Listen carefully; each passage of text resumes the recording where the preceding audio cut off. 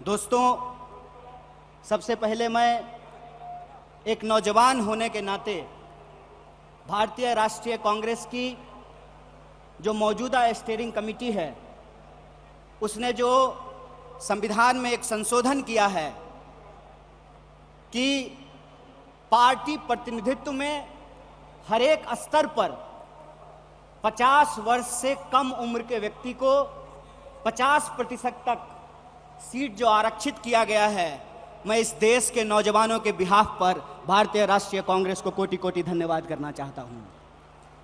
दोस्तों, मैं समझता हूं कि ये एक महत्वपूर्ण रेजोल्यूशन है। महत्वपूर्ण रेजोल्यूशन इसलिए है कि आप सब जानते हैं कि भारत दुनिया का सबसे नौजवान देश है। दुनिया का हर 5वां नौजवान कोई ना कोई भारतीय है। ऐसे वक्त में देश की दशा क्या होगी, देश की राजनीति क्या होगी, समाज का स्वरूप क्या होगा और हमारे आने वाले भविष्य का मुस्तकबिल क्या होगा, इसको इस देश का नौजवान तय करेंगे। कांग्रेस पार्टी ने इस बदलाव को महसूस किया है, उसके लिए हम अपने वरिष्ठ नेतृत्व को बहुत बहुत धन्यवाद देना चाहते हैं। दोस्तों, आज जब रायपुर में देश की सबसे पुरानी पार्टी उसका 50वां महाधिवेशन हो रहा है, तो हमारे सामने कुछ महत्वपूर्ण सवाल हैं और उन्हीं महत्वपूर्ण सवालों पर चर्चा करने के लिए यह हमारा डिस्कशन हो रहा है, यह प्लेनरी सेशन हो रहा है। और यहां मैं आपके बीच मौजूद हूं हमारे देश के इकोनॉमिक, आर्थिक और राजनीतिक रेजोल्यूशन क्या होना चाहिए उसके संबंध में कुछ बातें रखने के लिए। सबसे पहली बात तो हमको यह समझना चाहिए, देश की अर्थव्यवस्था देश के लोगों को नजरअंदाज करके नहीं चल सकती है। कोई भी ऐसी आर्थिक नीति जिसमें देश के लोगों को नजरअंदाज किया गया है, वो आर्थिक नीति देश की आर्थिक नीति नहीं हो सकती है। और आज हम जिस मोड़ पर खड़े हैं, हम देख रहे हैं कि नारा देश का लगाया जाता है, नाम देश का लिया जाता है और तिजोरियां दोस्त की भरी जाती है। ऐसी आर्थिक नीतियां आज इस देश के अंदर लाई जा रही है। मेरा एक सीधा सवाल है इस देश के हुक्मरानों से, कांग्रेस पार्टी का एक आम कार्यकर्ता होने के चलते, कि ऐसी कौन सी ऐसी नीति है कि देश गरीब हो रहा है। हमारा आर्थिक आंकड़ा हमको बताता है कि देश में सबसे ज्यादा बेरोजगारी है आज के वक्त में। कोई ऐसा सेक्टर नहीं है जहां बेरोजगारी सर चढ़ करके बोल नहीं रही है। आप तमाम सर्वे उठा करके देख लीजिए, लगातार अमीर और गरीब की खाई बढ़ती जा रही है। इस देश के संसाधनों पर मुट्ठी भर लोगों का कब्जा होता जा रहा है। वैसी परिस्थिति में जो देश की संकल्पना है, जिसको महात्मा गांधी ने देखा है, जिसको मौलाना अबुल कलाम आजाद ने देखा है, जिसको सुभाष चंद्र बोस ने देखा है, जिसको श्रीमती इंदिरा गांधी ने देखा, जिसको स्वर्गीय राजीव गांधी ने देखा, जिसको इस देश की संविधान ने इस रूप में वर्णित किया है कि देश देश के लोगों से बनता है। जब देश देश के लोगों से बनता है तो आप मुझे बताइए कि देश कैसे गरीब हो रहा है और देश के 2-4 पूंजीपति कैसे अमीर हो रहे हैं। यह कौन सी ऐसी जादू की छड़ी है जो मौजूदा सरकार चला रही है। आप मुझे बताइए कि आम लोगों की आमदनी घटती जा रही है और देश के 1-2 पूंजीपति दुनिया के अमीरों की सूची में जाकर के शुमार हो जाते हैं। मैं यहां यह बात स्पष्ट कर देना चाहता हूं, हमारी पार्टी अमीरों के खिलाफ नहीं है, हमारी पार्टी पूंजीपतियों के खिलाफ नहीं है, हमारी पार्टी उद्योग धंधों के खिलाफ नहीं है, हमारी पार्टी उद्योगपतियों के खिलाफ नहीं है। लेकिन हम ऐसा देश नहीं चाहते हैं जहां आम लोगों के पास रोटी नहीं हो और प्रधानमंत्री के पास चलने के लिए 8,500 करोड़ का विमान हो।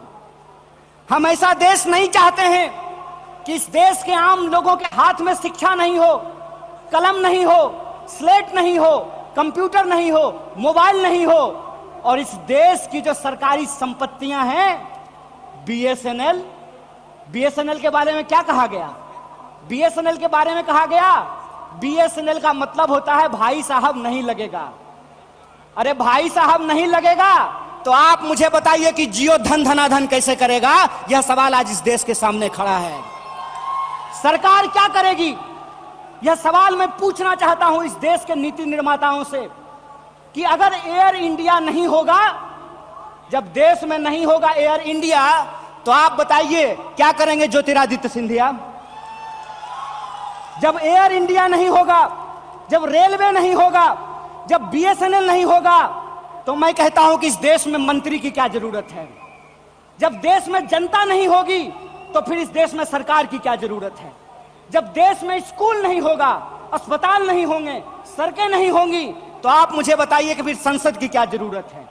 इस देश की जो पूरी की पूरी संकल्पना है, उस संकल्पना को आज एक बार फिर से कांग्रेस के राष्ट्रीय महाधिवेशन में पुनर्विचारित करने की जरूरत है। देश का मतलब होता है देश में रहने वाले लोग। डीडी नेशनल पर एक कार्यक्रम आया करता था, नेहरू जी की किताब है discovery of India. Discovery of India के एपिसोड में नेहरू जी आम लोगों से पूछते हैं कि बताइए कौन है भारत माता? किसको भारत माता कहते हैं? भारत माता इस देश में रहने वाले लोग हैं। जब हम भारत माता की जय बोलते हैं तो भारत माता की जय बोलने का मतलब है इस देश के 140 करोड़ लोगों की जय। और 140 करोड़ लोगों की जय का मतलब है कि 140 करोड़ लोगों के हाथ में पढ़ाई हो, 140 करोड़ लोगों के हाथ में काम हो, 140 करोड़ लोगों के लिए रोजगार की व्यवस्था हो, 140 करोड़ लोगों के लिए इलाज की व्यवस्था हो, 140 करोड़ लोगों के लिए चलने के लिए सड़कें हो, गाड़ियां हो, रेलवे हो, हवाई जहाज हो। और आपने देखा कि देश में कुछ लोग लोकतंत्र को अपनी बपौती समझ लिए हैं। अभी जब मैं हवाई जहाज की बात कर रहा था तो मुझे दिल्ली एयरपोर्ट याद आ गया। दिल्ली एयरपोर्ट पे भारी जो है सिक्योरिटी फोर्स आई थी हमारे एक नेता को गिरफ्तार करने के लिए। तो मैं दिल्ली में बैठे हुए हुक्मरानों को इस महाधिवेशन के माध्यम से कहना चाहता हूं, आपको मालूम नहीं है भारतीय राष्ट्रीय कांग्रेस का इतिहास। आपके पुरखों ने जिन अंग्रेजों की चापलूसी की थी, उन अंग्रेजों से लड़ करके हमने इस देश को आजादी दिलाई। इस बात को याद रखिएगा।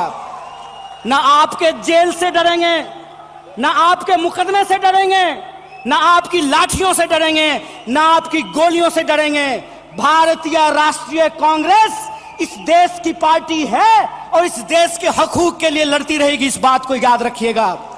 और आज के समय में जो आर्थिक लूट की नीतियां चल रही हैं कि प्राइवेटाइजेशन ऑफ प्रॉफिट और सोशलाइजेशन ऑफ लॉस, फायदा होगा तो अदानी का और नुकसान होगा तो एलआईसी का, ये हम नहीं चलने देंगे। इस बात को आप याद रखिएगा।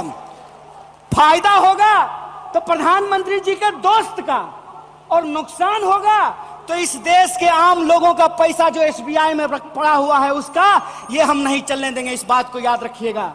इसीलिए हमारा पॉलिटिकल और इकोनॉमिक रेजोल्यूशन ये है कि भारतीय राष्ट्रीय कांग्रेस इंडियन कॉन्स्टिट्यूशन का सेफ गार्ड है। हम इंडियन कॉन्स्टिट्यूशन के पहरेदार हैं, हम इंडियन कॉन्स्टिट्यूशन के असली चौकीदार हैं। इस बात को याद रखिएगा। और इंडियन कॉन्स्टिट्यूशन इस बात को रिजॉल्व करता है, we the people of India.